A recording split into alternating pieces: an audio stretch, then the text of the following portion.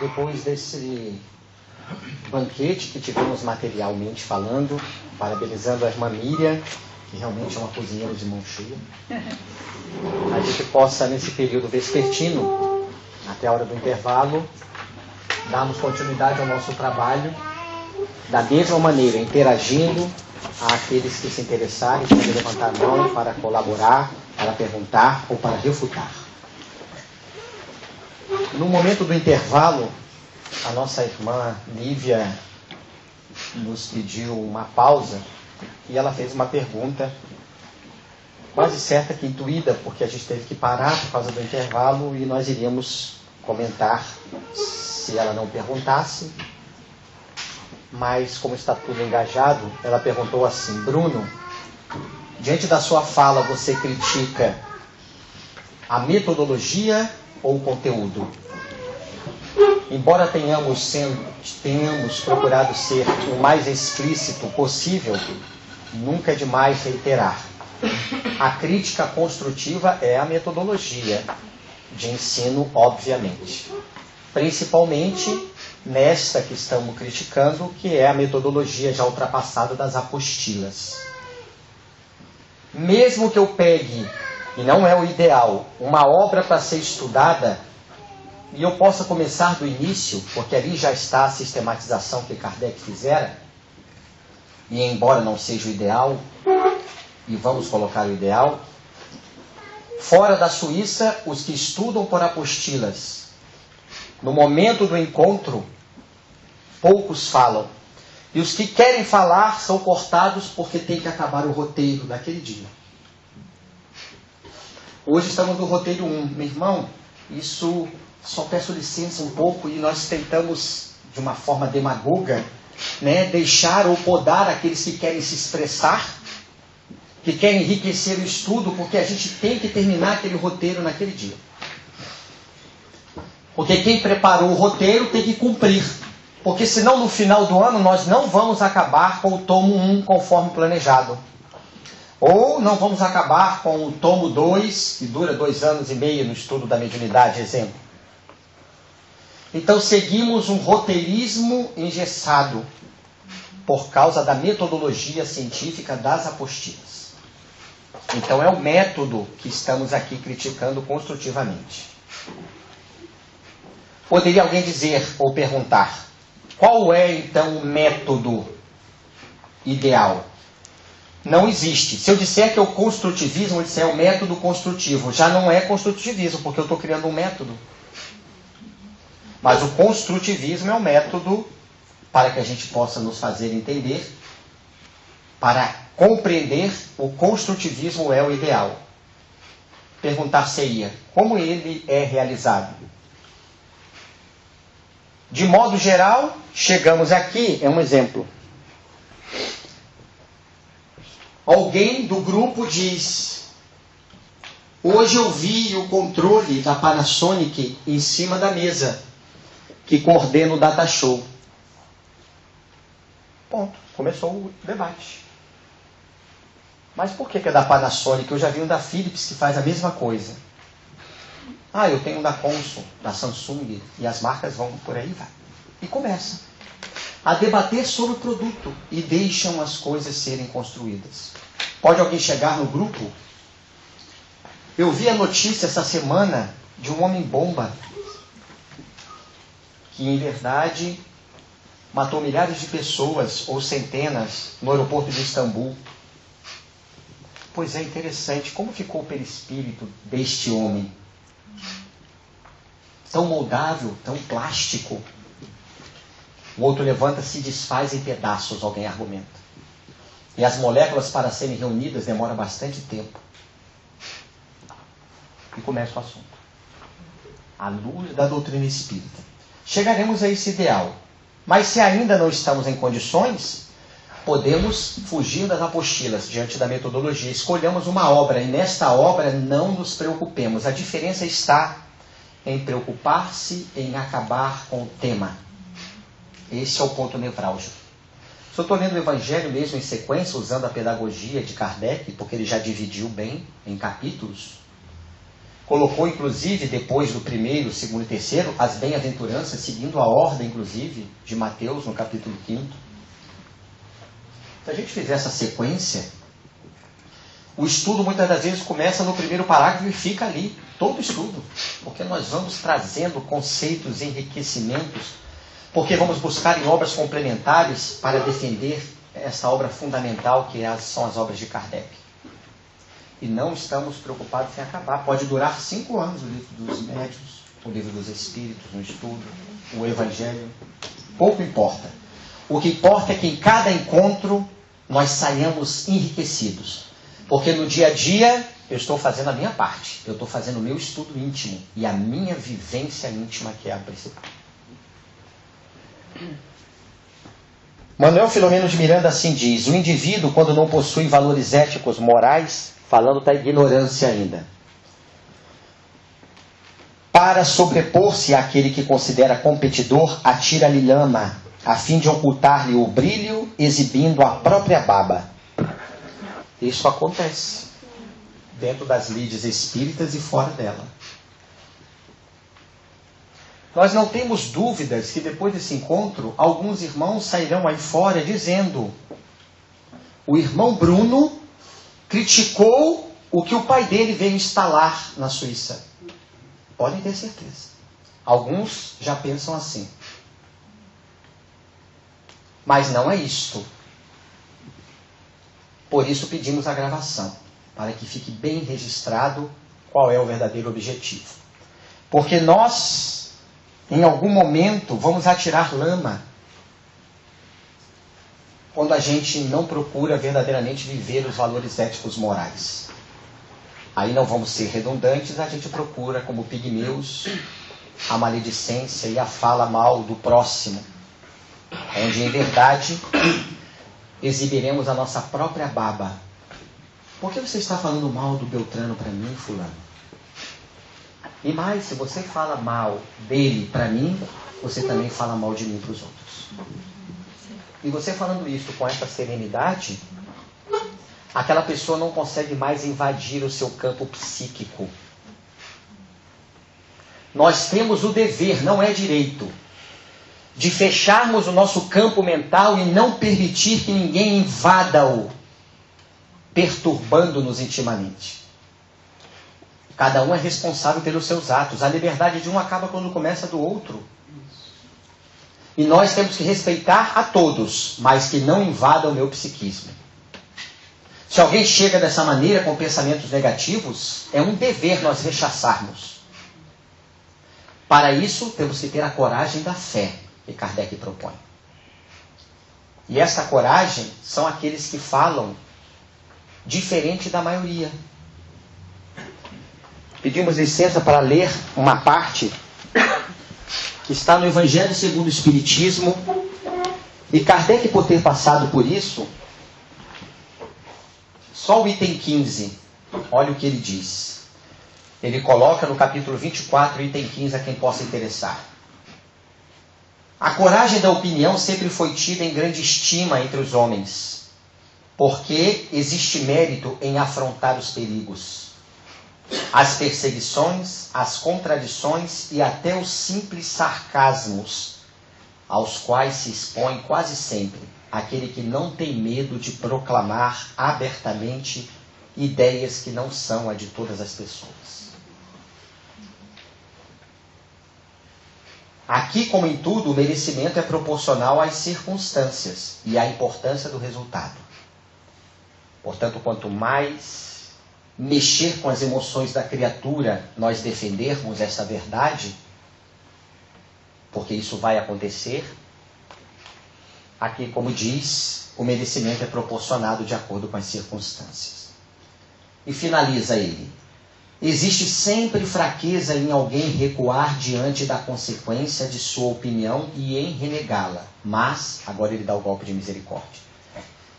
Existem casos em que isso consiste em uma covardia tão grande quanto fugir no momento do combate. Nós espíritas, quando enxergamos o ideal, vemos uma verdade, nós temos que defendê-la a contento, sem temer, conforme ele fizer, o próprio codificador. e dirá verdades que não são a da maioria. Agora, se eu não dizer, eu cometerei a incúria.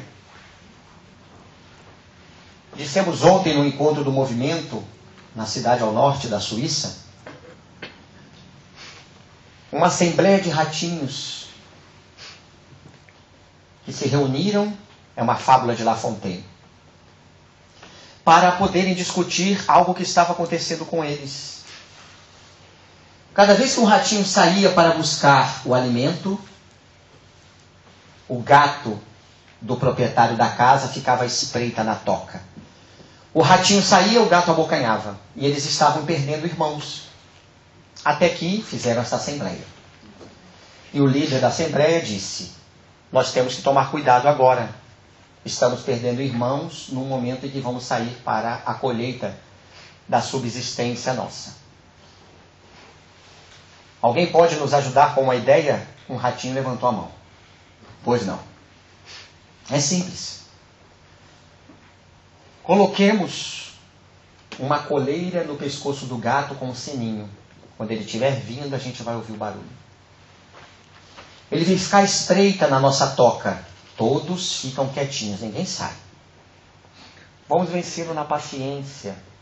Quando ele sair, o sininho vai tocar e nós vamos perceber que poderá aquele, naquele dia que tem a função de buscar o alimento, ir com tranquilidade. Os aplausos foram unânimes. Menos um não levantou. E todos foram diminuindo os aplausos, olhando para aquele ratinho que não bateu palmas. E antes que pudesse perguntar alguma coisa, as palmas foram diminuindo, esperando que ele falasse algo. Não demorou. Ele disse: eu não bati palmas, simples. A ideia é magnífica. Gostaria de saber quem vai colocar a coleira no pescoço do gato. Quem será esse que vai ter a coragem da fé? Os espíritos irão intuir sim, porque sempre num ambiente envolvido ao bem tem alguém pronto para defender. Depois que ele falar, vai achar alguns poucos, porque a maioria, a ideia será diferente. Mas uma vara é fácil de ser quebrada, disse Jesus. Duas formam-se um feixe, torna-se quase inquebrantável. Imagine achar 3, 4 irmãos. Numa casa de 10, 20 trabalhadores, um só já conseguiria demolir os preconceitos e as ideias falsas. Pela ironia, como Sócrates fez, ou pela maiêutica.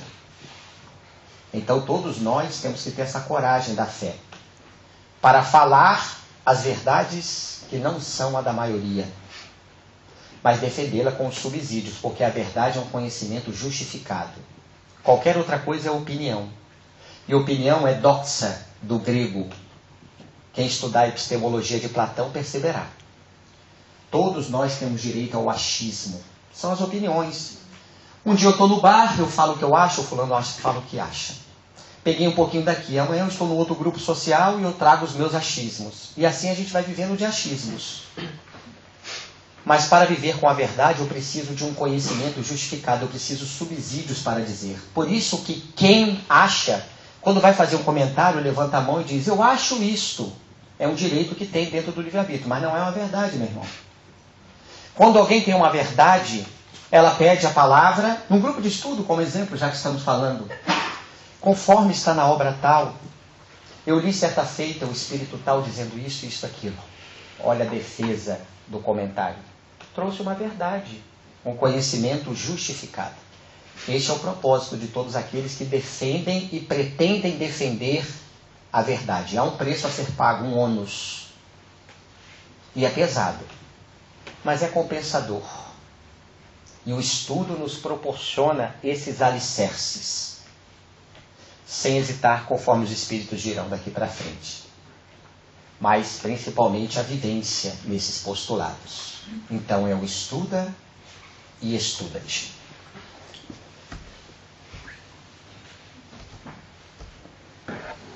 Kardec falou para a gente. Está no Livro dos Espíritos, na introdução. Nunca, porém, dissemos que esta ciência fosse fácil, nem que se pudesse aprendê-la brincando, o que, aliás, não é possível. Qualquer que seja a ciência, com C minúsculo, no sentido de conhecimento. Jamais teremos repetido bastante que ela demanda, agora vem, Estudo assíduo, constante, portanto, e por vezes muito prolongado.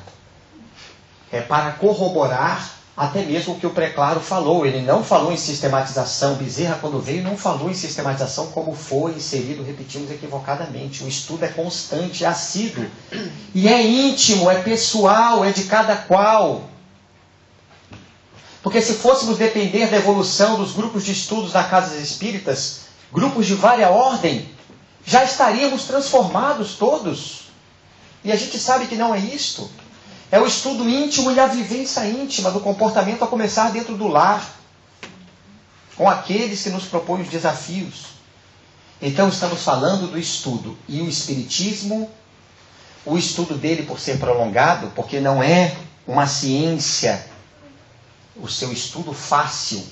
Fácil não no sentido intelectivo. Se eu não tiver retardo mental, eu compreendo. Se eu não tiver idiotia, eu compreendo. Se eu não sou autista, eu compreendo. Se eu não tiver Down, eu compreendo. Para que a gente ainda não tente justificar, porque fora da Suíça encontramos irmãos dizendo: eu não consigo ler a obra da Joana de Ângeles porque a linguagem é muito rebuscada. Ora, pega um dicionário e bota ao lado. Porque se a obra já veio para a Terra, foi autorizada pelo plano espiritual. Obviamente que é uma obra que tem pessoas na Terra que já estão prontos para absorvê-las. Os que não estão prontos são preguiçosos mentalmente. Foi perguntado a Divaldo sobre isto. Viana de Carvalho incorporado disse: a doutrina espírita é uma doutrina de cultura. E ela sabe para quem veio. Portanto, em vez de colocarmos, transferindo para Joana a linguagem rebuscada, procuremos o conhecimento. O que ela quer dizer com idiosincrasia? Olha o dicionário ao lado. Na próxima obra, e todas, ela vai usar o mesmo termo, ela não vai mudar. Basta ler uma obra dela, os termos são os mesmos. Não, eu prefiro não aprender isso. É muito difícil. É uma transferência psicológica nossa. Porque a obra, em verdade, mexe com nós, conosco. Principalmente com o nosso ego. E para mergulhar numa obra da Joana, o indivíduo tem que se desnudar, reconhecer as suas sombras. E essa é a proposta da doutrina espírita, libertadora. Haja vista já termos vencido o medo da morte. Fora da Suíça, embora tenham espíritas que não tenham vencido o medo da morte.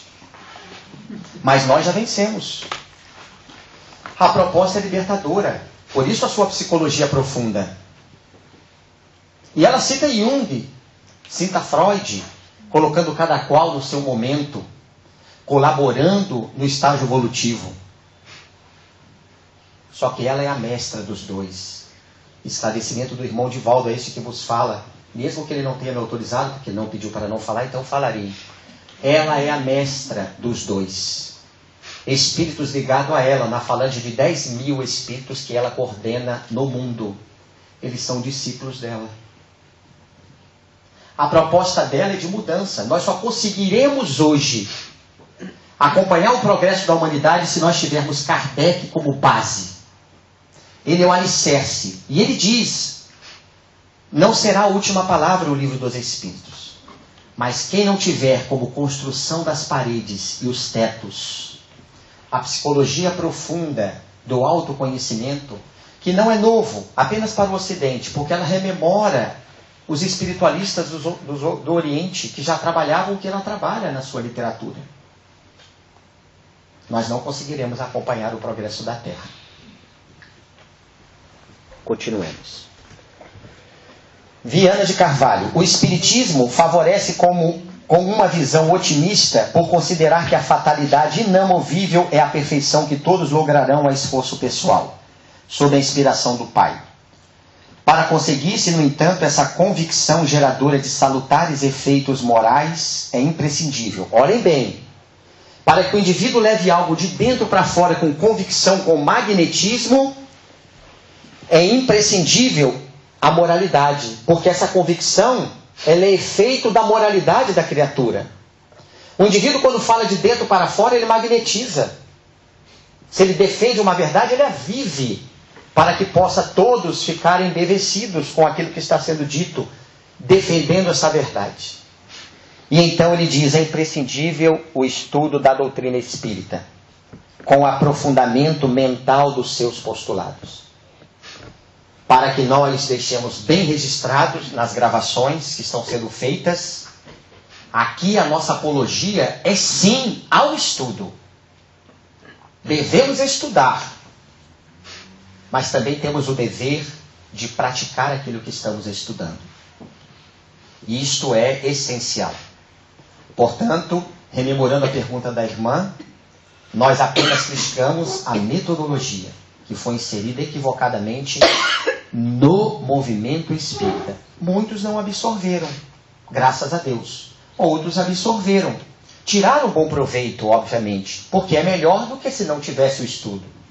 Mas com a evolução, e se vocês acreditam e disseram que acreditam que foram os benfeitores que aqui me trouxeram, eles sabiam o que eu ia dizer. Se eu sou um trevoso, por favor, tragam minha luz. Do contrário, é porque todos já estão prontos para ouvir isso, senão eles não deixariam eu estar aqui. Digam-me, ou eles me trouxeram, ou eu sou a treva trazida por eles para que vocês possam contestar com tudo isso que está sendo dito.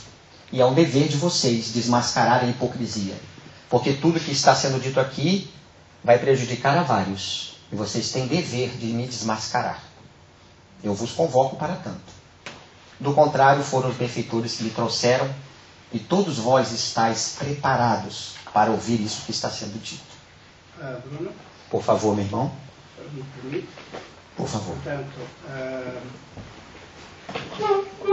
Portanto, neste parâmetro, nós, portanto, nos encontramos com Humberto de Campos, que nos salientou em Crónicas do Além, justamente que o estudo da doutrina, e nomeadamente a prática da doutrina,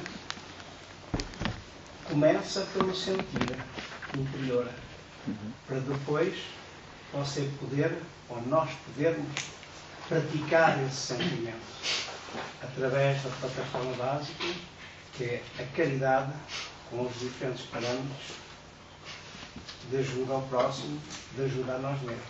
Muito bem. O sentir mistério se faz, é necessário. O Espírito de Verdade, no Evangelho segundo o Espiritismo, lá nos traz um recado. Espírita, amai-vos, eis o primeiro mandamento. Instruir-vos, eis o segundo. Aí a gente trouxe isso para dentro do movimento espírita. E até nisso a gente se equivoca, porque a gente fala do amor em primeiro lugar. E a gente deixa a instrução de lado. Mas na verdade, isso é piegas. É uma linguagem melíflua que nós espíritas utilizamos para fugir das responsabilidades do estudo. E não é amor. Isto que a pessoa que defende fala. Ela tenta de alguma maneira encapar, como se o amor fosse uma caixinha de Pandora que nós abrimos e está ali a música já esperando ser tocada. Mas não. Para amar, como Jesus nos ensinou, nós temos que passar pela fieira da dor. É indispensável. Esse processo autômato, natural, que desponta no indivíduo em algum momento da sua existência para ele despertar. Então, quando vem esse dizer do Espírito de Verdade, e quem defende que o amor tem que vir primeiro, e realmente tem, porque senão o Espírito de Verdade seria mentiroso, mas nós temos que filosofar, raciocinar em cima da pergunta. Quando alguém disser isso, pergunta, você ama como Jesus disse? Porque ele diz, amai-vos, eis o primeiro ensinamento. Quem de nós ama? Porque ele está falando do amor incondicional. Quem está ouvindo, obviamente, não vai se entregar. E vai dizer, realmente, eu ainda não amo. Pois é, então se instrua. Porque depois que você se instruir, você vai sentir essas palavras quando você vê-las por detrás da letra. E você não precisa se preocupar, porque você será convidado a viver, porque as leis divinas irão colocar situações para que você experimente aquilo que você está sendo instruído. Não precisamos ir atrás dos desafios. Eles se nos apresentam naturalmente. As leis nos colocam. E obviamente, como enxergamos isto, é o momento em que a dor vem. Será que eu vou conseguir passar? O que é isto? E começam as nossas disfunções psíquicas, emocionais, que refletem-se no nosso organismo fisiológico, através das expressões de vária ordem. As suprarrenais começam a liberar a adrenalina na corrente sanguínea, o cortisol, os 2 hormônios do estresse. Para chegar ao sistema nervoso central, existe o locus cerúleo, localizado no tronco encefálico, responsável por levar essas informações às amígdalas cerebrais, conjunto de neurônios localizado nas 2 têmporas, que nos dá as respostas imediatas e sempre com as emoções corrompidas. Você é louco. Não, você que é. Deixamos fluir as emoções e as amígdalas, as informações chegam mais rápidas. Se nós deixarmos o córtex funcionar, porque naquele momento o tálamo mandou a informação tanto para as amígdalas quanto para o córtex, a gente espera. E depois do raciocínio, você é louco. A gente trabalha as nossas emoções. Vai ao chuveiro, toma um banho. Fora da Suíça, vou mostrar para vocês um comportamento que acontece. O marido chega em casa, mas saiu do trabalho e disse: vou presentear a minha esposa. E comprou uma caixa de bombom para ela. Quando chega em casa, meu amor, trouxe-lhe uma caixa de bombom. O que vai dizer a esposa? Hoje eu ouvi aqui. O que vocês aprontou? Interessante que a gente mesmo diz o que a gente pensa. Isso já é um bom sinal. Porque se a gente ficasse calado na pergunta, eu mesmo iria dizer: eu já sei o que vocês pensaram, mulheres.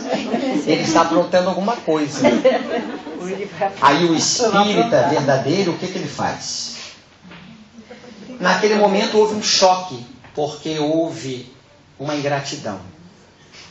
E é uma grande prova para nós. E a gente ainda quer dar explicação. Meu amor, eu trouxe essa caixa de bombom porque eu pensei em você. Ela não vai acreditar, não adianta. O ideal é sairmos tranquilamente.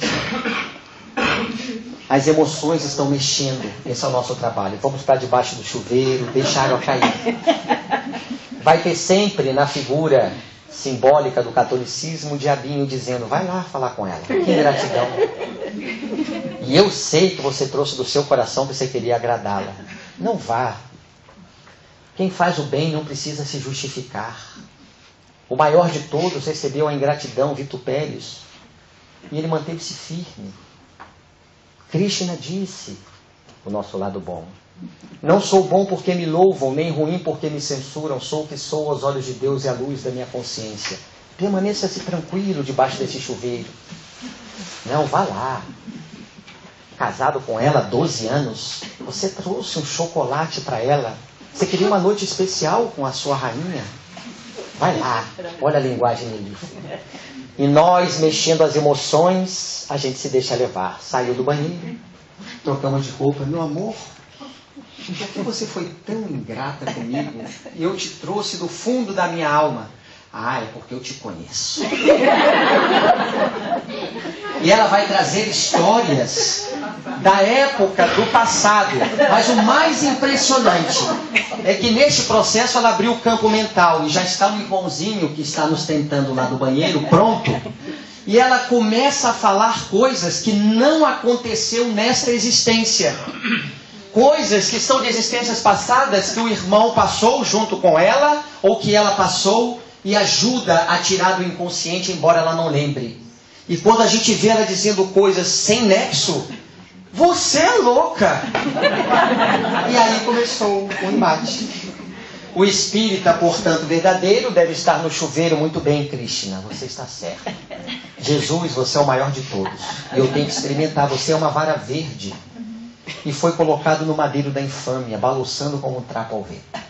Eu sou um galho podre. Como é que eu não vou querer passar pelo que você passou? E ficamos tranquilos. Saímos do banheiro, nada acontece, vamos deitar. Naquele dia não haverá o amor que pedimos, o sexo propriamente dito, sejamos verdadeiros. Porque a gente veio com essa intenção, pelo menos eu falando aqui é o marido querendo. para que a gente não seja hipócrita.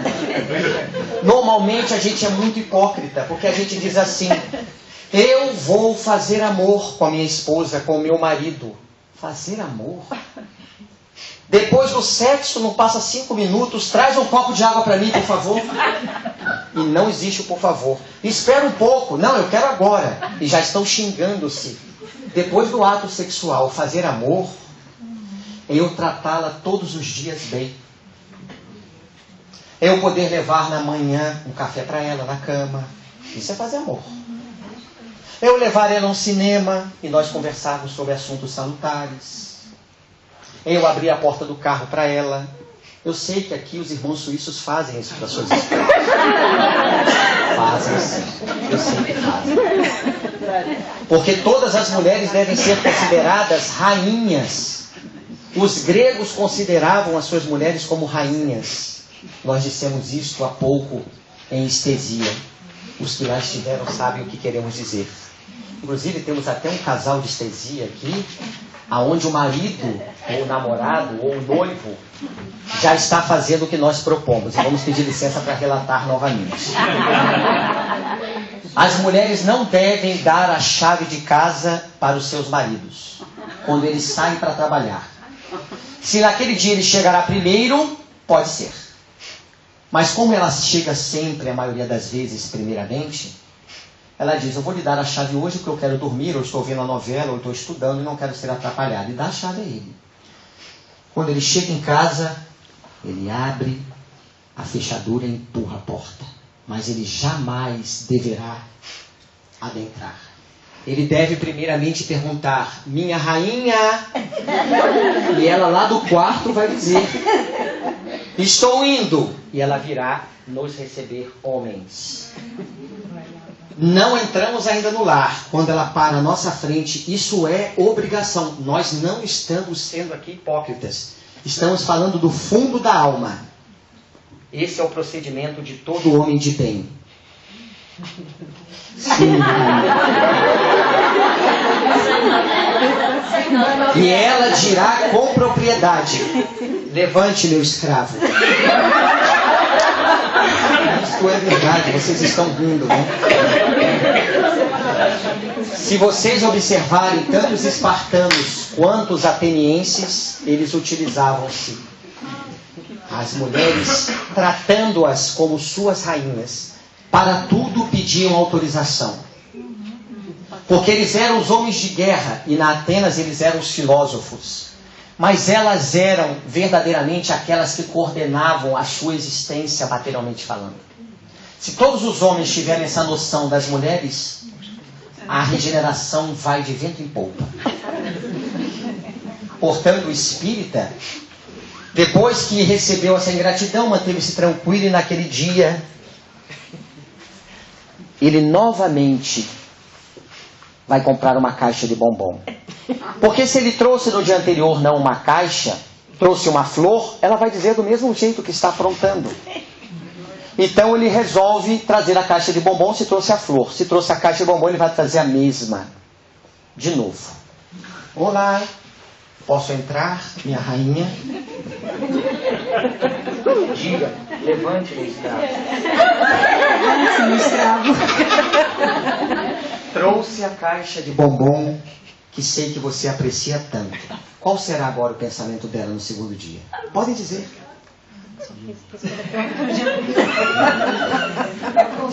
O pensamento será este, sem dúvida.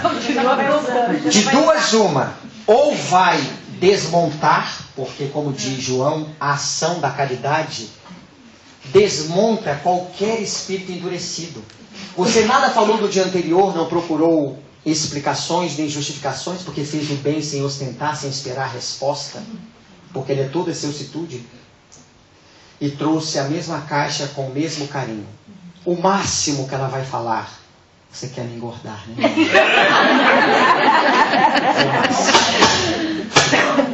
E cabe ao escravo dizer: eu amo-te de todas as formas. Pronto. Logrou êxito porque permaneceu firme. E é isso que nós temos que fazer. Nesta proposta, que o estudo da doutrina nos traz no seu aprofundamento mental. Mas eu não me deixei em nenhum momento, ela com um pensamento negativo, adentrar no meu campo mental, no meu psiquismo. E ela tem o direito de ser ingrata. E eu devo agradecer isto ainda a Deus, porque ela me coloca a teste a minha paciência. Conforme o Espírito amigo, lá no capítulo 9 do Evangelho, nos traz, lá no item 7, que é a própria Joana de Ângeles que se identifica dessa maneira. Ele continua: nós estamos nos referindo a estudo, em razão de que uma simples olhadela nos seus livros básicos ou uma leitura superficial ou ocasional podem ser consoladoras para o momento da aflição. Nunca, porém, suficientes para uma real mudança de óptica sobre a vida, afetando o comportamento que se deve renovar, mudando de expressão. Por isso, a doutrina espírita, ela não pode ser feita em observações superficiais. E 1h30 de grupo de estudo numa casa, por maior que seja, ou melhor, ou mais ideal, aí falamos da metodologia, mesmo o construtivismo, não será ali que eu estudarei o Espiritismo, porque ali eu apenas levarei aquilo que eu já estou estudando fora da casa espírita. E devo tirar o meu tempo para isso. Se eu tenho tempo para fazer a comida às mulheres, eu tenho tempo os homens para o trabalho, nós temos tempo para as funções sociais, quaisquer que sejam, nós temos tempo sim. Emmanuel diz que quanto mais ocupado e disciplinado é o espírita, mais tempo ele encontra. Como pode isso? É porque ele descobre que anteriormente ele tinha muito tempo ocioso. Então ele organiza a sua agenda de tal maneira e os espíritos ajudam-no. A esposa, o marido, eles vão ter o direito dentro do lar, independente do marido ou a esposa ser espírita ou não. E para os filhos, esse é o momento da mamãe. Esse é o momento do papai.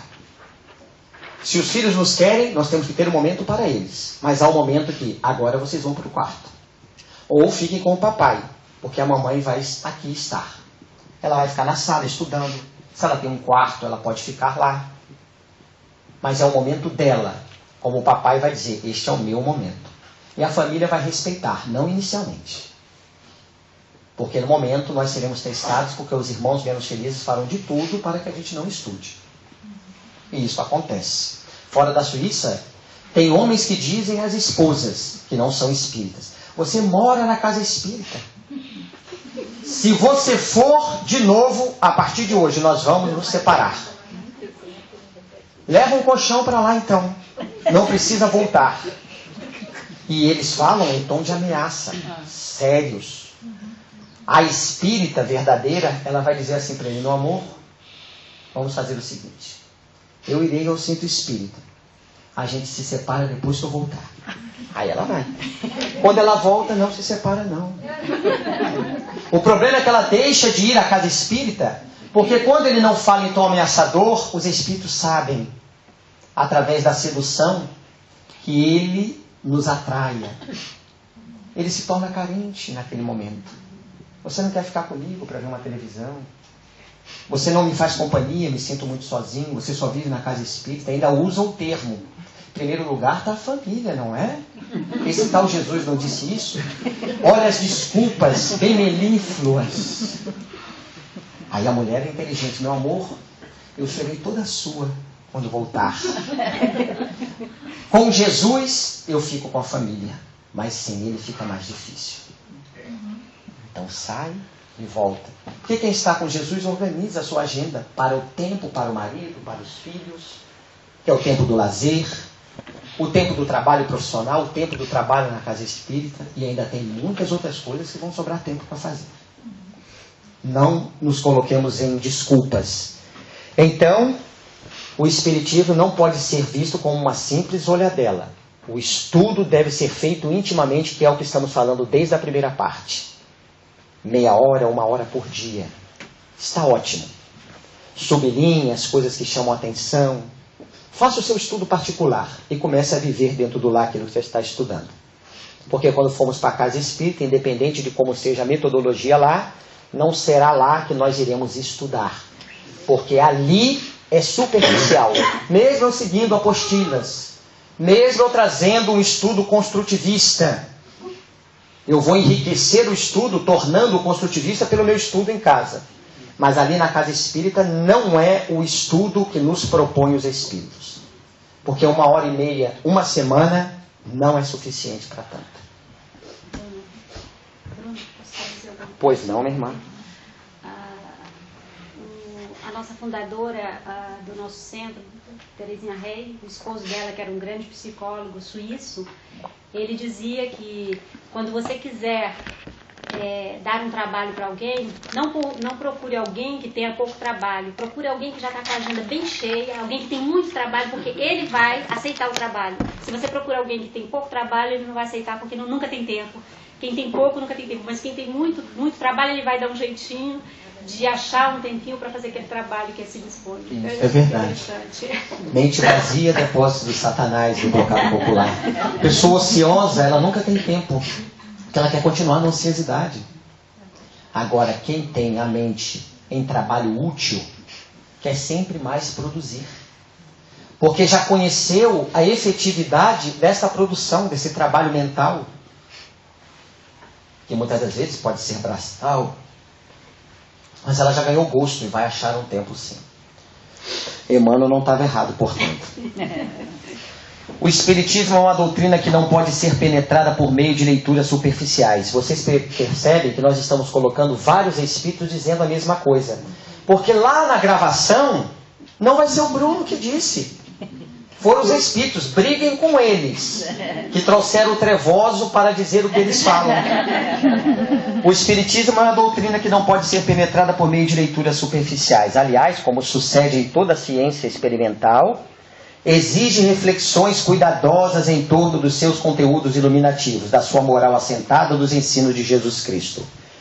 Continuando, conforme ele os enunciou, e não conforme foram adaptados às paixões de grupos e teólogos amargurados e déspotas que formaram grupos fanáticos e perversos. Nós não vamos ser redundantes, apenas colocamos mais um espírito falando a mesma coisa. Allan Kardec. A verdadeira doutrina espírita está no ensino que os espíritos deram, e os conhecimentos que esse ensino comporta são por demais profundos. Ele já disse algo antes, agora pegamos outra parte, em outra literatura, ele trazendo. E extensos para serem adquiridos de qualquer modo, que não por um estudo perseverante, portanto, sistemático, constante. Essa é a verdadeira interpretação do estudo. Feito no silêncio e no recolhimento, que é o que dissemos, é o nosso momento, ninguém pode interferir. Ninguém, marido, esposa, filhos, pai e mãe. Porque só dentro dessa condição se pode observar um número infinito de fatos e particularidades que passam despercebidos ao observador superficial e firmar sua opinião. São recados de que o estudo não deve ser superficial. Mais um de Allan Kardec. Viana de Carvalho traz outro. De um lado é a ausência de estudo sistemático, de autodidatismo espirítico, aurido na codificação, de atualização doutrinária em face das conquistas do moderno pensamento filosófico e tecnológico. Ele faz essa observação dizendo que nos falta a ausência de estudo. Nós sabemos que as casas espíritas, em sua maioria, na Suíça, quase todas, ou se não todas, elas têm um grupo de estudo. Aliás, no Brasil e no mundo devem ser raras as que não têm estudos. Que bom que já existem. Mas tem casas, pouquíssimas, que têm esta ausência. É o que ele diz. Quando não é a falta de estudo, é a falta do autodidatismo, que é o processo íntimo de cada um estudando por si em casa, que é a melhor e a mais eficiente metodologia de estudo. Aurido da codificação. Então, mesmo que não tenha o estudo na casa espírita, eu devo ter o meu estudo. Porque com este estudo eu vou ajudar a casa espírita, inclusive naturalmente, a formar um grupo de estudo. O espírita verdadeiro não se sente completado, mas em construção evolutiva. Estuda sempre, observando as ocorrências e buscando retirar o melhor proveito, a fim de crescer emocionalmente sempre mais. Esse é o sentimento do verdadeiro espírito. Estudando sempre. Foi o que o irmão Rui quis dizer. Ele sente essa necessidade. Porque isso completa-o. E ele é convidado depois a viver isso. Sócrates, o maior filósofo grego que existiu, o precursor do cristianismo, inclusive, numa discussão com um grande político que era chamado o mais sábio da Grécia, ele dizia: este homem não pode ser o mais sábio da Grécia, porque ele pensa que sabe e nada sabe. Eu não penso que sei e realmente nada sei. Aliás, quanto mais sei, mais eu sei que nada sei. Essa deve ser a nossa prerrogativa e os nossos pensamentos. René Descartes tem uma fabulosa: troco tudo que sei pela metade do que ignoro. O indivíduo está indo sempre em busca. Quanto mais ele aprende, ele quer deixar tudo que já sabe pela metade do que ele não sabe, porque ele sabe que é infinito o conhecimento. Esse deve ser o pensamento do espírita. Ivone Pereira, mais uma. Mais do que nunca somos de opinião que o adepto do espiritismo precisa estudar. Estudar amorosamente a doutrina que professa. Habilitar-se no conhecimento da sua filosofia com a máxima atenção. Estudar doutrina espírita, porém, não será certamente limitar-se o adepto à leitura rápida de uma página expositiva, uma vez por semana, e comentá-la com seus pares durante 30 ou 50 minutos. Isto não basta. Bruno? Pois não? E esta senhora Hugo Pedrada? Já vamos falar dela. Muito bem, seu Rui. Será necessário o estudo diário, metódico, a meditação sobre o capítulo escolhido, a assimilação silenciosa a sós com nós mesmos, quando advêm as irradiações benéficas do invisível, ajudando-nos à penetração do assunto. Com seus tutelares espirituais, perdoem-nos, nos servisse, como se tutelares espirituais nos servissem de mestres. Estamos sempre esperando os espíritos se comunicarem. Ajuda-te que o céu te ajudará. E para que os espíritos nos inspirem e nos ajudem, nós temos que ter este arcabouço. Nós temos que ter esse conhecimento. Uma palestra inspirada por Divaldo Pereira Franco, é um exemplo, o maior orador do mundo. Tudo que ele diz, ele sabe o que está falando, está na caixola mental, perdoe-nos o termo vulgar. Ele estuda todas as mensagens recebidas por todos os espíritos quando transcreve para o computador, eles estudam-as. Fora as outras literaturas que ele lê nas aeronaves, nos aeroportos, no hotel. Não para de estudar. E tudo que os espíritos dizem, ele tem esse conhecimento. Não é a Joana que está inspirando, que está falando o conhecimento dela. Ele já teve a lição na sua primeira palestra. Que ele esperava dos espíritos e diz: não, faça a sua parte. Então nós temos que fazer a nossa parte. Devemos sim estudar. E nós citamos aqui já vários espíritos falando a mesma coisa. Parece até que copiaram-se entre si. Mas são médios diferentes, espíritos diferentes. Mas é a universalidade dos ensinos. E essa mulher, como disse o irmão Rui, sofreu muito. Nós dissemos isso na primeira parte. Para que a gente não se estenda, nós sugerimos uma literatura. Quem quiser conhecer a vida de Ivone Pereira, na sua intimidade, Devassando o Invisível. Obra magnífica. Ali ela dá testemunho de tudo que acontecera com ela de forma sintética. Embora tenha pormenores como esse que contamos do Divaldo quando encontrou-a ao lado de Chico, lá. E ela tinha quebrado o braço. É um fato particular, que ela não narra na obra, como teve muitos outros que ela não narrou. Mas essa obra, nós vamos perceber que esse espírito teve o preço a ser pago. Primeiro porque teve que resgatar as 3 últimas existências como suicida. E nessa pediu a mediunidade com Jesus. Então foi dobrado o trabalho, porque ela teve que viver no bem pela mediunidade com Jesus e ainda resgatar esses erros do passado quando pôs ter com a sua vida em 3 existências anteriores. Devassando o Invisível é a obra a ser sugerida e todos irão corroborar com o que o irmão Rui disse. Ela realmente sofreu pedradas.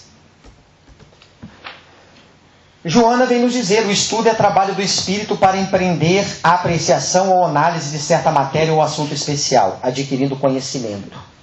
Estuda a doutrina espírita, nós já falamos aqui o que ela diz, e estuda-te. Alerta é a obra.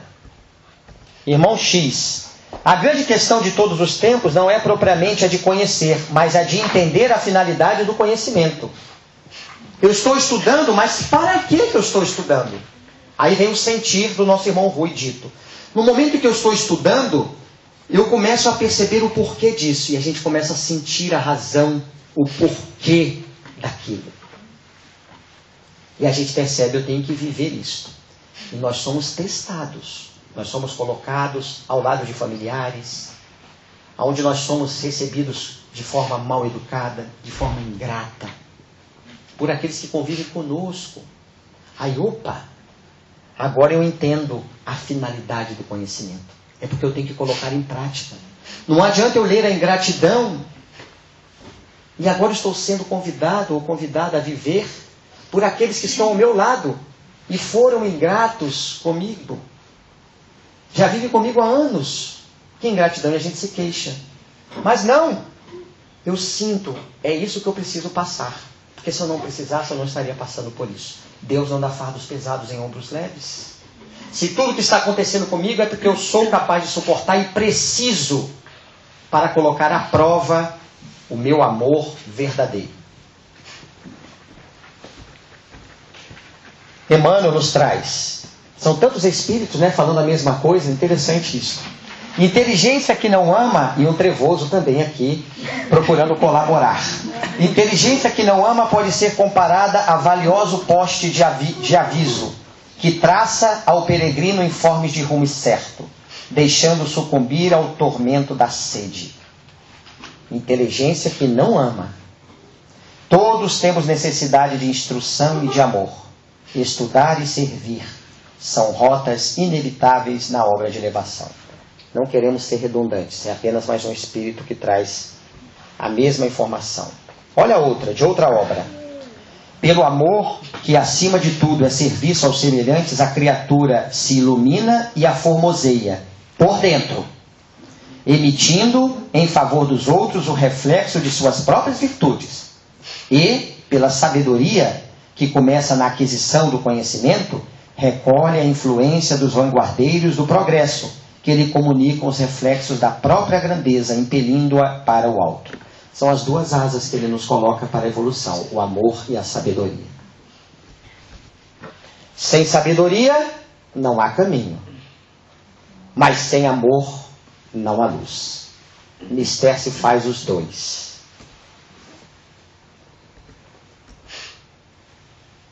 Nós íamos, não vai dar, primeiro por causa do tempo, mas também nós estamos sem áudio.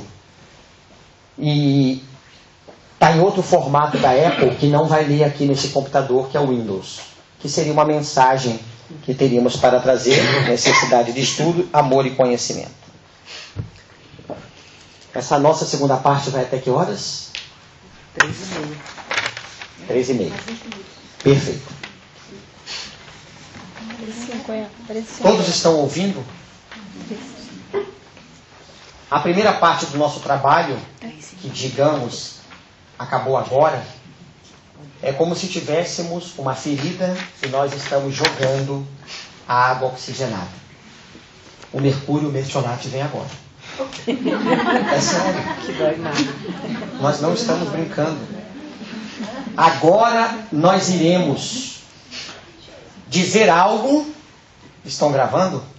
Ai, que maravilha. Vocês não acreditam, isso não é demagogia. Estou, eu particularmente, muito feliz por estar gravando. Até interessante, na presença dos benfeitores, que aqui se encontram conosco, que eu pedi isso em particular ao irmão Ricardo. Pelo amor de Deus, irmão, consiga um jeito de gravar. E ele quieto falou, vamos tentar sim. E eu expliquei por ele o porquê. Que é isso que vocês estão presenciando. Para que ninguém depois diga, olha, o Bruno veio e falou isso ou aquilo. Não, o que ele falou está aqui gravado. Olha. E ainda mostrou as telas. Refutem o que está aqui. E se for para refutar, o momento era na hora, não é agora. Senão você está querendo falar mal do irmão ou deturpar o que ele disse. É o irmão Ricardo, vou providenciar isto. Nós estávamos andando e estávamos na casa da nossa irmã Nelly e ele me mostrou, olha aqui, Bruno, o irmão Walter me mandou agora uma mensagem dizendo: Ricardo, o que você acha da gente gravar o encontro do Bruno? E o Ricardo disse: eu não comentei nada com o Walter. Cadê o Walter? Você tinha conversado com o Ricardo? Não. E nem o Ricardo com ele. Então, quando eu disse ao Ricardo que eu tinha captado, minha irmã, por favor. Mas ninguém me disse nada. Mas eu às 8 da manhã disse para a Joaninha: era bom gravar hoje o seminário. É mesmo? Ó, para vocês verem. Mais uma testemunha. É importante essa gravação. Nessa segunda parte, a gente pode começar da seguinte maneira. Vocês acreditam que os coordenadores da casa espírita são os benfeitores espirituais, os verdadeiros? Sim ou não? Quem acredita que sim, levante a mão. Pode repetir? Quem são os verdadeiros coordenadores do centro espírita? Somos nós os encarnados ou os desencarnados? Os zen ou os desen? Ah, muito bem. Realmente, eles são os verdadeiros coordenadores. E eu estou colocando uma posição de uma administradora. É uma posição da administração. Mas, em verdade, é como se nós estivéssemos dizendo assim: quem são os enfermeiros? Somos nós ou os benfeitores? Os benfeitores, concordam? Nós somos os doentes da alma, ou não? O médico é Jesus, concordam? Nós vamos provar aqui agora que fora da Suíça, a maioria dos espíritas não acreditam que sejam os coordenadores espirituais, os benfeitores. E mais, iremos provar que os benfeitores espirituais têm dificuldades de estarem conosco na casa espírita. E por último, a maioria das casas espíritas não tem o assessoramento dos benfeitores espirituais, senão naquele momento propício, mas não como devem ser. Vai chocar alguns.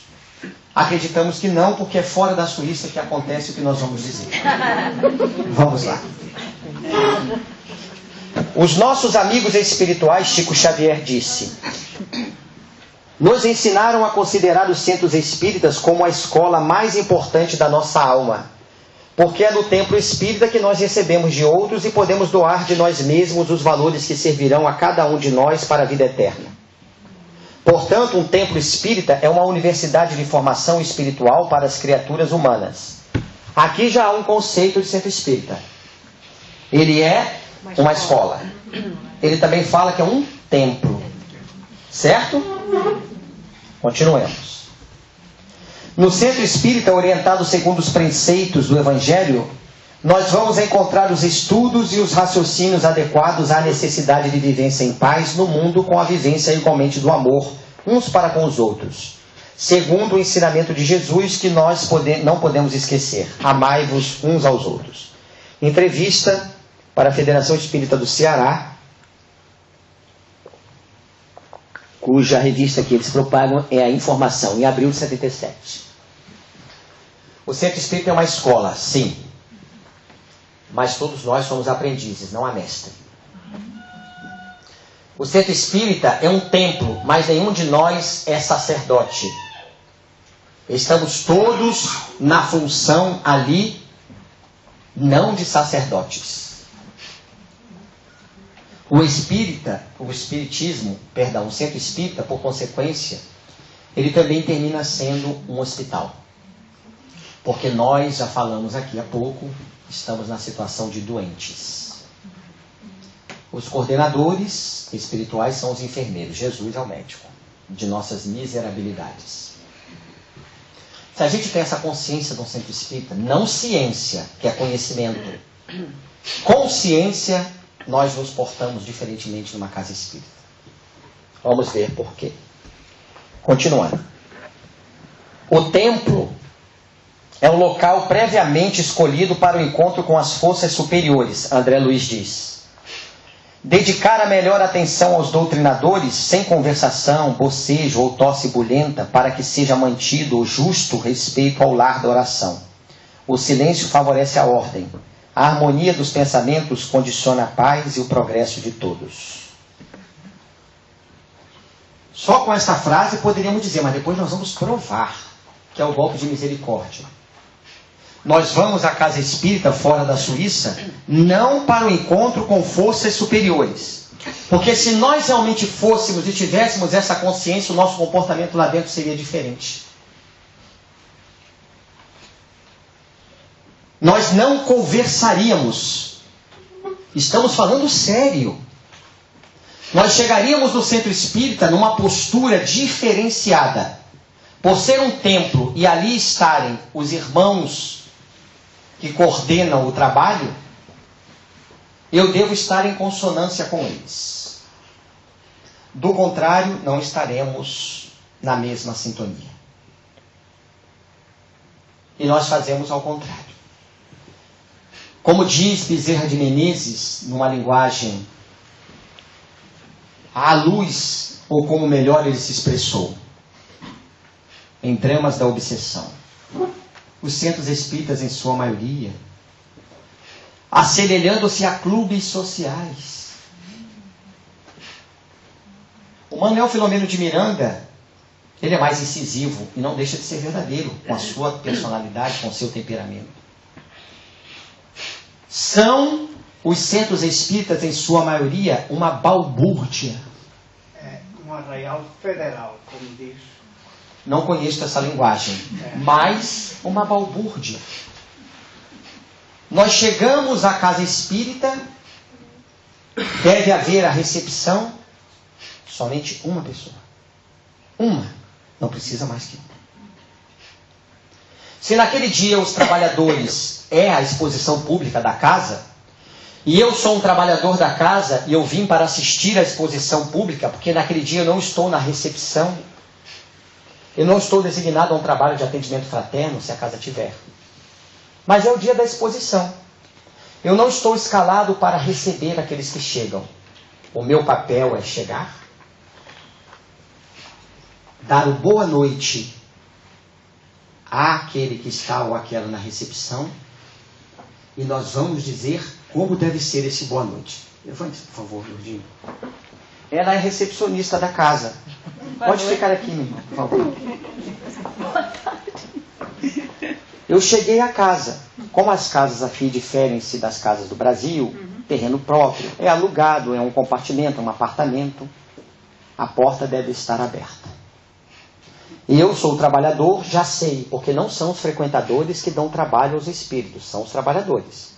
Somos como nós, quando chegamos na casa. Eu vou na casa da Lourdinha, ela me convidou, a gente chega, eu, por exemplo, ia me sentar, me comportar. Ela não ia saber ainda o trevoso que está ali sentado.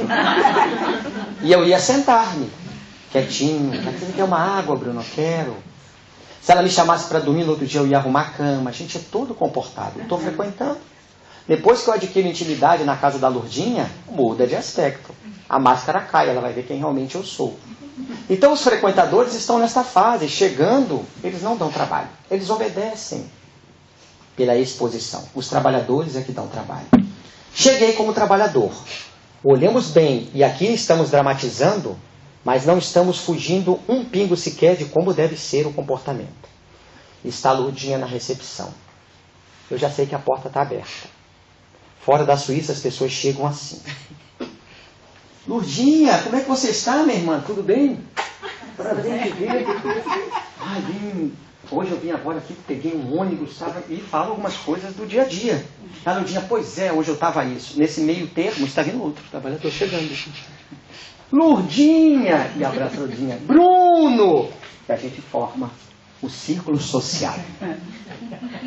Aí vão chegando mais, o círculo já social começou na recepção, aí forma-se o grupinho ali, outro a colar. Começou a balbúrdia, começou o clube social. É assim que nós fazemos. O correto. Olhem bem. Pode pode ser uma irmã, eu posso fazer assim.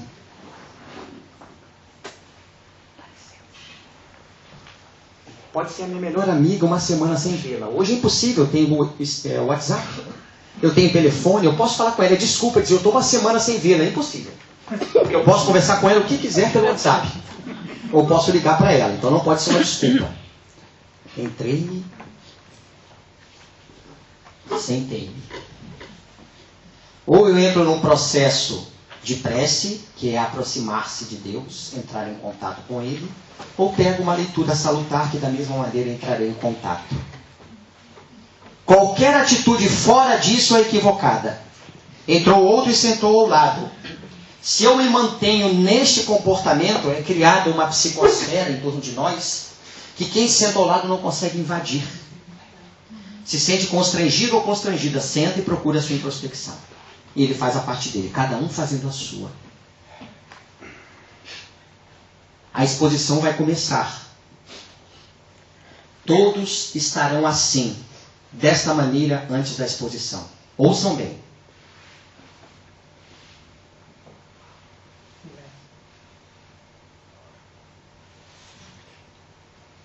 Ouçam o barulho do silêncio. Vocês imaginem uma casa espírita, o palestrante chegar, está sentado na mesma concentração, ele vem para frente falar e a casa está assim. Mas não assim porque vira o palestrante levantar da cadeira. Mas assim porque desde o primeiro trabalhador que abriu a porta da casa e está na recepção, ele tem o dever de dar boa noite, porque não estamos num funeral, não é para entrarmos que nem um robô. Há o cumprimento e uma voz, boa noite, bom dia. Se há necessidade de um beijo fraterno, um abraço, e a recepção encaminha. Se parar o trabalhador, minha irmã, tudo, agora não, depois. Se eu me melindrar, meu Deus, a Lourdinha está tão diferente comigo. O problema é meu. Ela está cumprindo um dever. É mais fácil que caia o Bruno, um homem, a vir a prejudicar o trabalho de todos, principalmente de quem? Das forças superiores que regem a casa.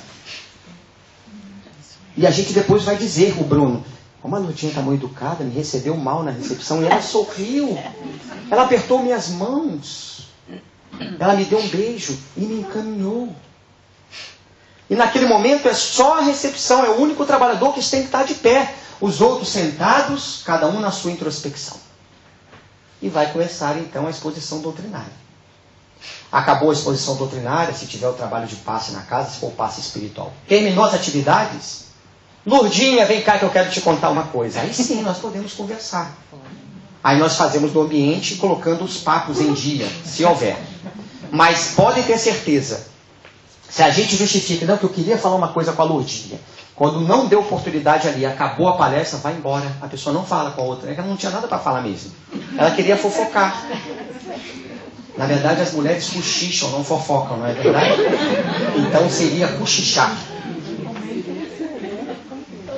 Nós vamos agora aqui colocar uma tela para a gente ir para o nosso intervalo.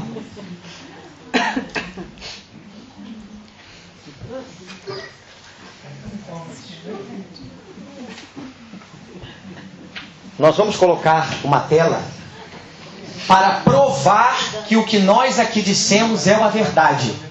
Portanto, temos que trazer um conhecimento justificado. Vamos justificá-lo. Aqui ninguém precisa ter formação de primeiro, segundo grau, faculdade, doutorado, pós-doutorado para entender o que nós vamos explicar aqui. Mas as leis divinas são resumidas em duas fórmulas. Em dois viés. Leis morais e leis físicas. As leis morais não andam sem as leis físicas. E as leis físicas não andam sem as leis morais. A reencarnação, por exemplo, é uma lei física. Porque querendo ou não querendo, se o indivíduo tiver que reencarnar, ele vai reencarnar. Isso é uma lei de atração magnética. Seja ele endurecido, suicida ou penitente. Mas é moral porque vai trazer a oportunidade de naquela encarnação, de alguma maneira, ele colocar para fora as mazelas do seu perispírito. Seja porque é endurecido, arrependido, ou porque é uma reencarnação compulsória como suicida. Então aqui nós vamos trazer uma lei física e as suas consequências morais para provar que fora da Suíça a gente diz que está indo para o centro espírita e que lá são os benfeitores que assessoram. Mentira. Nós fomos a uma casa, nós vamos relatar isso depois dessa explicação. Essa fórmula é física, tem a primeira letra chamada lambda, e ela tem um significado: comprimento de onda. A letra C, depois do sinal de igual, tem um significado: velocidade da onda. No caso aí, é a velocidade da luz, porque a letra C representa a velocidade da luz. O F, frequência da onda. Então, nesta fórmula, assim podemos nos expressar: comprimento de onda, ou comprimento de uma onda, é igual à velocidade da onda sobre a frequência da onda. Entendido aí? Entendidos até aí? Repetimos: comprimento de onda é igual à velocidade da onda sobre a frequência da onda. Percebem que a frequência está no denominador, como a gente conhece em matemática, está embaixo. E o comprimento está no numerador, está lá em cima, no mesmo nível da velocidade. Estão vendo? Então a gente já pode ter uma ideia que aqui e aqui, por estarem colocados em locais diferentes, eles são inversamente proporcionais. Aqui e aqui, que estão no mesmo nível, são diretamente proporcionais. Vamos explicar agora. Vocês entenderão. Então, dentro desta velocidade da onda, nós vamos nos basear pela segunda, eletromagnética, que é a velocidade dos nossos pensamentos. Porque também existe a velocidade do som, 340 metros por segundo. Agora, a velocidade do pensamento, que são das ondas eletromagnéticas, é de 300 mil quilômetros por segundo. Quando eu digo que o espírito é de luz que se apresentou, é porque a frequência da onda dos seus pensamentos atinge uma velocidade próxima à da luz, ou maior do que a da luz. Jesus. A Paulo vê-lo caído do camelo na entrada de Damasco e dizer que a sua luz, ele, era mais alvo do que o próprio sol, vocês imaginem a velocidade das ondas eletromagnéticas do pensamento de Jesus. Mas nós temos que ter uma comparação de velocidade. A maior que temos é a da luz, depois de Max Planck, pai da física quântica. Olha que interessante agora que vocês vão entender o que queremos dizer. Quanto maior o comprimento de onda, menor será a frequência. Porque nós sabemos, são inversamente proporcionais. Quanto maior aqui, menor aqui. Se aqui fosse menor, aqui seria? Muito bem.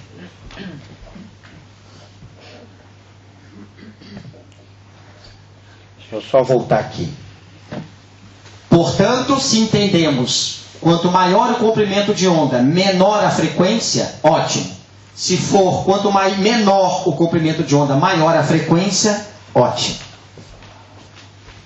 Nós colocamos aqui agora o que a física nos traz no conceito de ondas. Já que estamos num meio tridimensional, precisamos colocar representando uma onda assim, que é assim que é expressa na física.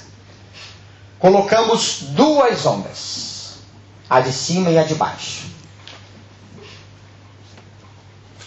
Para que a gente meça uma onda, o seu comprimento, aquela letra lambda da forma anterior, eu tenho que pegar a parte mais alta da onda, que é chamada de crista. Quando o surfista está surfando, ele tem que remar quando a onda está aparecendo, aí vai ter um momento que ele tem que dropar. Dropar é subir na prancha. Ele vai segurar na borda da prancha e vai dar um impulso e vai ficar em pé.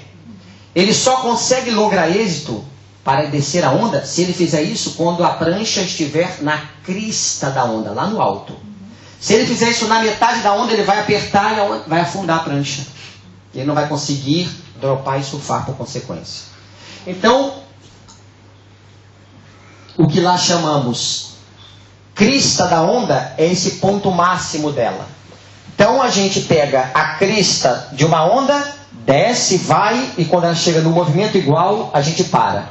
Juntando uma crista com a outra, nós conseguimos medir o comprimento da onda. Entendido? Vamos ver a onda de baixo. Peguei aquela crista, desci, subi, vou na outra crista. Botei 2 pontos, coloquei uma reta, medi o comprimento de onda. Entendidos? Uma pergunta agora. Qual das duas ondas, a de cima ou a de baixo, tem menor comprimento de onda? Menor comprimento de onda. A de cima. Dá pra gente ver, não dá? De baixo está bem maior do que a de cima, que está menor. Então a de cima tem menor comprimento de onda. Portanto, maior. A de baixo tem maior comprimento de onda. Portanto, menor. Pronto, golpe de misericórdia. Os espíritos evoluídos pensam em alta frequência. Comprimento de onda curto. Espíritos como nós, imperfeitos, pensamos em baixa frequência. Portanto, em comprimento de onda longo, segundo a fórmula.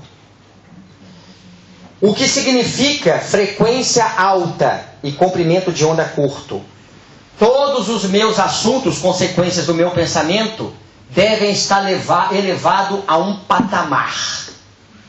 Se eu estou dentro do centro espírita e eu falo da comida que eu fiz hoje, para aquele ambiente o assunto é de frequência baixa. Porque lá encontram-se espíritos evoluídos que estão pensando em frequência somente sobre valores da alma. Coisas do dia a dia, não estamos falando em palavrão. Nem queixumes, porque fora da Suíça ninguém se queixa com amigos na casa espírita. Mas estamos falando de coisas do dia a dia. Hoje eu tive que ir à escola. Qualquer assunto do mundo na casa espírita é assunto de baixa frequência quando comparado aos espíritos que lá se encontram. E eles higienizam a casa 24 horas antes. Numa terminologia fidedigna de higienizar, física, química, eles ionizam a casa. Isso é explicado com centros de força. Quando o centro de força é positivo, imaginemos um centro espírita como uma bola, o centro, e várias flechas saindo desse centro em direção ao exterior, certo? São centros de forças positivos que criam em torno deste centro uma capa. Se eu entro e penetro neste centro de força e interfiro através dessa frequência, eu viro a flecha negativa. Eu abri uma comporta. Eu abro a psicosfera do centro para adentrar irmãos menos felizes. Portanto, eu não faço o que Jesus pediu. Ajuda-te para que o céu te ajude. E como Hermínio disse, nós já fazemos muito quando não atrapalhamos o trabalho deles. Eles higienizam o ambiente. Deixam eles ionizados. Estão eles apostos em alta frequência. Chega o trabalhador. Isso é fraternidade. Eu não preciso falar alto. Tem pessoas no auditório mesmo que não têm. Os espíritos estão ali. Sem falar em caridade, isso é falta de educação. Mas também é falta de caridade para com eles. Já que temos a consciência que são eles que dirigem o trabalho da casa. Olá, tudo bem hoje? Ela, tudo bem, Bruno? Seja bem-vindo. Não tem assunto nenhum, eu estou consciente, ela também. Se eu quiser conversar com ela no final. Entrei. Sentei-me e faço a minha introspecção.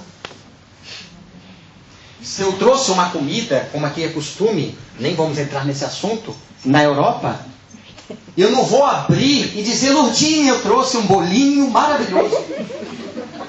Olha a frequência. Eu estou em sintonia com os benfeitores? Não está mesmo. Isso é assunto para falar lá fora, ou pelo WhatsApp, vou levar o bolo. Não o abra agora. Leve-o, deixe no cantinho e vá sentar no seu lugar que ele deve. Porque o trabalhador já está ali pronto na recepção. E se é uma palestra, ele naquele dia vai ser o único trabalhador, a não seja que teve uma outra atividade. Mas ele deve ser o primeiro a abrir a casa espírita. Naquele dia. Hoje a escala é você, Lourdinha. Amanhã é você, seu Rui. É você, Selma. E assim por diante. E a pessoa vai, abre, e todos os outros vão chegar para assistir a palestra. Não é melhor do que ninguém.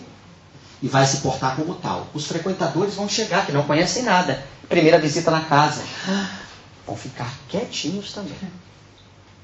Estávamos numa casa espírita para proferir uma palestra, sentamos na tribuna e ficamos em concentração. Logicamente, que a balbúrdia estava no auditório, como é comum na maioria dos centros espíritas. Mas procuramos manter-nos em concentração e a espiritualidade ali, obviamente, iria nos ajudar, porque a gente ia proferir a palestra, independente do ambiente, pelo menos todo mundo ia calar-se naquele momento. O dirigente do trabalho, então, tocou um sininho, que ele tem essa mania nessa casa espírita. Ele toca o sininho, atenção, irmãos, aí todo mundo vai começar. É agora que eu tenho que fazer silêncio. Não, mas era desde antes. Aí todo mundo ficou em silêncio. Aí começou, para não dizer o pior, benfeitores amigos, a casa espírita, regulada pelo nosso irmão Bezerra de Menezes, os benfeitores. Quem disse? Digo a vocês, na hora me veio o pensamento. Quem disse? Bezerra? Benfeitores espirituais? Nesse clube social? Aqui eles não estão. Estávamos certa feita sentados com o nosso irmão Divaldo Pereira Franco. Contamos essa história esses dias, a nossa irmã Nelly. E disse a ela que provavelmente a gente falaria isso aqui, né? E obviamente estamos falando devido ao assunto. Estava sentada uma outra irmã. Até preferimos não citar por uma questão de ética também. O marido dela e o Divaldo estavam almoçando conosco, melhor dizendo, nós com ele. E ele então colocou o garfo à boca, comendo. Depois ele colocou o garfo, literalmente, largou-o. Irmã tal, quantos centros espíritas existem aqui no estado tal? É no Brasil. Divaldo, eu não tendo muito dissenso. O fulano de tal, meu marido, sabe mais. E o marido disse, no estado do Rio de Janeiro, em torno de 500 a 510, no máximo, centros espíritas no estado do Rio de Janeiro. E todo mundo ficou olhando para ele. Ele olhou, pegou o garfo e voltou a comer. A gente não entendeu. Claro, alguém apitou para ele fazer a pergunta. Ele fez, a resposta não veio ainda. Ele começou a comer e nós começamos. Deu um intervalo de 1 minuto, ele parou, largou o garfo e disse, só há 5 centros espíritas ligados ao estado de no Rio de Janeiro, ligados à espiritualidade superior. Vocês sabem o que significa isso? Para que não nos desestimulemos, o seguinte, não significa que os outros 505 ou 500 não tenham o assessoramento dos espíritos, dos benfeitores. Mas ele quis dizer que 5 apenas tinham o assessoramento de uma estirpe de espírito como Bezerra de Menezes, de Eurípides Barçanufo e tanto outros, Joana de Ângeles. Esse assessoramento direto, mas só trabalhadores que têm essa consciência. Porque para o indivíduo fazer isso que estamos falando, não basta apenas ciência. Temos a certeza que fora da Suíça, que essas gravações chegará, provavelmente irmãos lá fora, mesmo ouvindo isso, continuarão fazendo a mesma coisa. Mesmo tendo a ciência hoje, mas não a consciência. Nossa parte, porém, fizemos. Não poderão dizer depois ou mais tarde, não, eu não aprendi isto. Isto é algo novo. Olha, vem um conhecimento novo, eu tenho que absorvê-lo. Se eu não concordar, eu devo refutar imediatamente. Do contrário, há raciocínio, é logicidade. Isso está me explicando, eu tenho que mudar o meu comportamento. Os irmãos que estão comigo, cada um por si, tem que mudar, cada um pensando por si. A Casa Espírita, então, faz uma reunião na diretoria com os trabalhadores, dizendo, nós temos que mudar nossos hábitos. Como é que falaremos? E vem a organização, que é importante. Divide-se as escalas, como é que nós iremos nos portar daqui para frente. E se as casas fizerem isso, verão o resultado magnífico. o ambiente salutar. Porque os espíritos, que não são estes dos 5 que Divaldo disse, obviamente assessoram as casas. É que quando chega aquele momento em que a balbúrdia acaba, eles começam a trabalhar. Mas não estão ligados os seus trabalhadores a esta falange direta de espíritos superiores. Porque para tanto nós precisamos ter esta consciência. E para que eu tenha, eu já tenho que viver isso em mim. Estou indo ao centro espírita, o que lá vou fazer? É uma casa de oração, de estudo e de fraternidade. Mas não é a minha casa. A casa é de Jesus, devo respeito a Ele, aos enfermeiros que lá Ele coloca, para que possa me levar os fluidos necessários. Lá quando chegar, que eu possa estar à sua disposição, Senhor. Porque chegarão muitas pessoas aflitas, e que os benfeitores possam tirar os fluidos vitais de mim, sem eu perceber nas minhas rogativas. E levar a este cardiopata, a esta irmã que sofre no fígado, a este irmão que está perturbado, a este irmão que está em desavença consigo mesmo, com a namorada. A gente já sabe que não está acontecendo isso, é só exemplo, tá? Então, os espíritos utilizam-se de nós para tanto. E nós nos tornamos os instrumentos deles. Isso é ser instrumento dos espíritos, conforme a Selma disse no início. Nós nos elevarmos neste encontro com eles, fazendo a nossa parte. E nesses nossos pensamentos, nessa introspecção, eles começam as cirurgias. Por isso, nós vamos encerrar para o intervalo, que quando aqui diz o Espírito,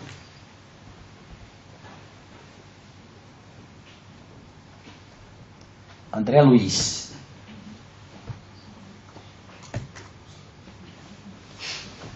forças superiores, doutrinadores sem conversação, nós já explicamos. E estamos falando não dessa conversação, que é tão pior ou maior do que a normal. Fiquem todos como devem estar, assim mesmo.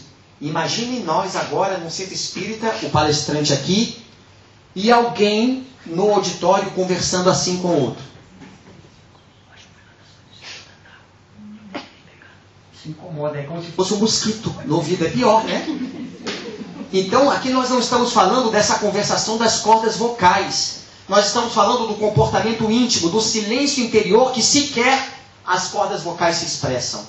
É este mergulho, é tornarmos-nos calados. O calado de um navio é a parte de baixo que nós não enxergamos que está sobre o oceano. O calado de um iceberg, que é a parte de dentro d'água, que é bem maior do que aparece, é a parte submersa. Tornemo-nos calados, no sentido verdadeiro do termo, psicologicamente falando. Mergulhemo-nos nas profundidades do nosso oceano interior, quando chegamos a uma casa espírita. E se fizermos isto, nós estaremos assim, antes da exposição doutrinária, antes do grupo de estudo.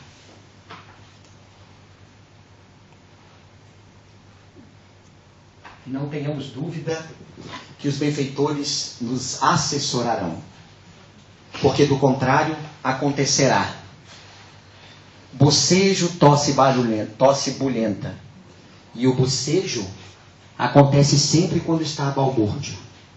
Vamos explicar por quê. Porque no momento em que está essa balbúrdia, estamos todos pensando em frequência baixa. Eu estou conversando. Quando começa a palestra, fora da Suíça tem pessoas dormindo, bocejando. O bocejo só tem duas explicações lógicas. Ou falta ventilação no ambiente, portanto estou respirando o oxigênio vicioso, as mitocôndrias não conseguirão realizar a sua função na liberação de energia, absorver pela hemoglobina oxigênio e liberar gás carbônico. Eu vou ficar respirando gás carbônico. E por consequência, o bocejo é um movimento autômato que o organismo faz, sem pensar, para buscar mais oxigênio para o cérebro. Porque 20% do nosso oxigênio vai para o cérebro, na nossa respiração. Então o indivíduo boceja por falta de ventilação. Ou então, isso acontece Quando nós estamos conversando com alguém e o assunto não está interessante, daqui a pouco a gente começa a bocejar. Porque o nosso cérebro está parado, a pessoa está falando, a gente não está raciocinando, e vem o bocejo. Estamos no movimento quase dormindo. Ou então, esta é uma afirmação que gostaríamos que fosse gravada. O indivíduo chega acompanhado com o espírito, e a justa posição é perispírito a perispírito. Os espíritos autorizam a entrada. Se for uma casa séria, isso acontece. Se for numa casa não séria, portanto, que ainda essas conversações não podemos chamar de casa séria ainda, mas em vias de seriedade, desejando mudar, chega e senta. Eu estou nas conversações habituais. E está tudo bem. E o espírito aqui comigo. E os benfeitores não superiores, que nós falamos. Aqueles que vêm acompanhados de alguns. Os que ainda esperam que os trabalhadores na coragem da fé mudem essas atitudes, estão eles lá. Porque eles já higienizaram o ambiente, nós viemos e destruímos com os nossos miasmas mentais. E continuamos a conversação. Vem o sininho. Silêncio, vai começar a palestra. Todo mundo senta. Vem a prece inicial, o expositor começa. Agora eles podem trabalhar. Aí eles pegam o espírito, que está justaposto a este perispírito, e começa a ação magnética. O desvínculo desta criatura encarnada que trouxe esse irmão, para que ela possa ouvir a palestra. Só que nesse processo ele entra o espírito num estado de sonoterapia. Que é o que acontece nas reuniões mediúnicas. O espírito, depois que é esclarecido, começa a sentir um sono. É um processo sonoterápico que existe para encarnados também. E ele está nesse estado de torpor. E o médium que está sofrendo o efeito, por ser uma ligação molécula a molécula, vem o bocejo, vem o sono. Aí uma palestra de meia hora, 40 minutos, esse processo demora 5, 10 minutos. Ele vai perder esses 10 minutos no bocejo ou no sono. Quiçá, dependendo do vínculo, quase a palestra toda. Acabou a palestra, ele parece um zumbi. Ele já está bem. Chega em casa, vai ver a novela das 9, vai assistir filme até de madrugada, e acabou o sono que tinha na casa espírita. Por causa desse vínculo, que os benfeitores não puderam trabalhar isso anteriormente, se nós prepararmos as condições para tanto. A respeito da conversa no centro, o Raul Teixeira ele diz que os espíritas começam com a conversação e de repente toca o sino do silêncio nas casas espíritas. E aí as pessoas fecham a boca, mas o pensamento ainda está na conversa, mas eu não terminei de falar para o fulano. Então ele simplesmente fez silêncio pela boca, não pelo pensamento. Então ele é meio espírita e não espírita total. Ele não está totalmente entregado a participar do trabalho, porque ele trancou a boca, mas o pensamento ainda continua na conversa. Ele nos explica.